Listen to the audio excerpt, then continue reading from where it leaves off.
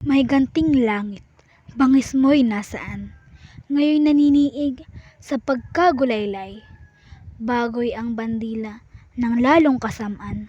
Sa Reynong Albanya'y iniwawagayway. Saknong na ito ay nagpapahayag ng pagtataka sa biglang pagbabago ng mga pangyayari at kalagayan ng mga bagay sa kapaligiran. Sa loob at labas ng bayan kong sabi, kaliluhay siyang nangyayaring hari.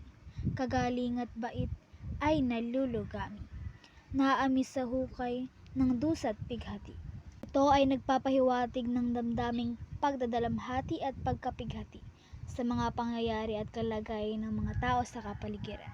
Ang magandang asal ay ipinupukol sa laot ng dagat ng kutya't linggatong. Balang magagaling ay ibinabaon at inililibing ng walang kabaong.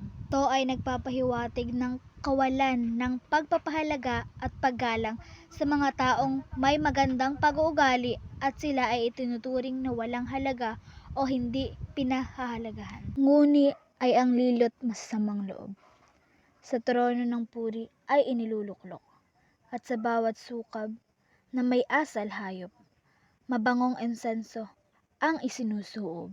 Ito ay nagpapahayag ng pagkabahala sa kalagayan ng lipunan at ang kawalan ng tamang pagkilala sa mga tunay na marangal na tao. Kaliluhat sama ang ulo'y nagtayo at ang kabaitay kimit na kayoko. Santong katuwiray, lugami at hapo, ang luha na lamang ang pinatutulo. Ito ay nagpapahiwatig ng pagkabigo na kabutihan sa harap ng masasamang gawain at pagkakataon sa buhay. At ang balang bibig na binubukalan ng sabing magaling at katotohanan, agad binibiyak at sinisikangan ng kalis ng lalong dustang kamatayan. Ito ay nagpapahayag ng pagkadismaya sa kawalan ng paggalang at pagpapahalaga sa mga taong nagtatangkang magsalita ng katotohanan at magpakita ng kanilang kagalingan. O taksil na pita sa yamat mataas, o hangad sa puring hangin lumilipas, ikaw ang dahilan ng kasamang lahat, at niring nasapit nakahabag-habag. Ang saknong na ito ay nagpapahayag ng pagpuna o pagkakasala ng isang taksil na pita na nagdulot ng hindi magandang pangyayari o kapahamakan sa korona dahil ng haring Lansayo at sa kayamanan ng dukeng ama ko, ang pinangasan ng Konde Adolfo, sa buga ng sama ang Albanyang Reyno. Ang saknong na ito ay nagpapahayag ng mga tunggalian ng kapangyarihan, kayamanan, at mga ambisyon ng mga karakter sa tula. Ito ay nagpapakita ng mga pagkakasira ng mga relasyon at ang mga dahilan ng mga pagkilos ng bawat karakter. Nang ito, maawaing langit, iyong natutunghay, ano't natitiis, mula sa buong katuwira't bait, pinayagan mong ilubog ng lupit. Ang saknong na ito ay nagpapahayag ng pagtataka at pagdududa sa mga pangyayari sa mundo na maaaring hindi naaayon sa katarungan at kabutihan. Ito ay nagpapahiwatig sa paghingi ng awa at pagtatanong kung bakit ang langit ay nagpapahintulot sa mga ito. Makapangyarihang kamay mo'y ikilos, papamilantikin ang kalis ng puot. Sa Reyno Albanya'y kusang ibulusok ang iyong higante sa masamang loob.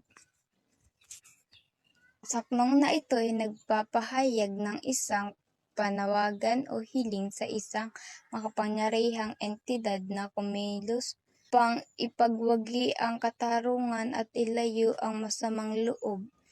Ito ay nagpapahiwatig ng pagtanggap ng galit at paghihiganti bilang isang paraan ng pagtugon sa mga masamang intensyon.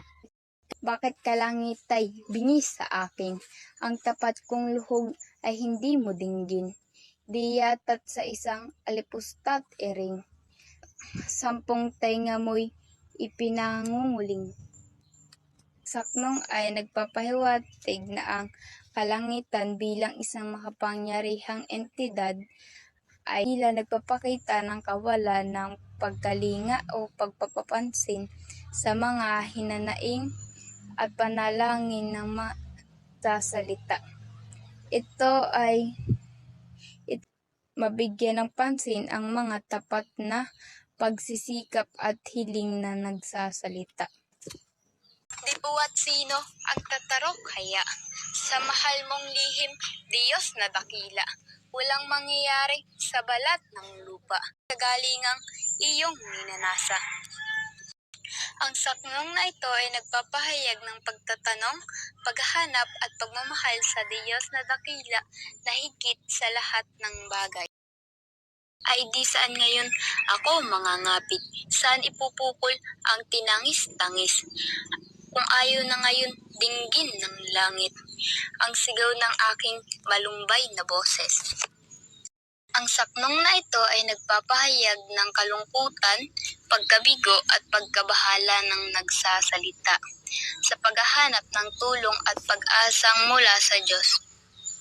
Ito ay nagpapahiwatig ng damdaming pagkadismaya at pagkabigo sa pag-asang marinig at bigyan ng importansya ang malungkot na tinig na nagsasalita.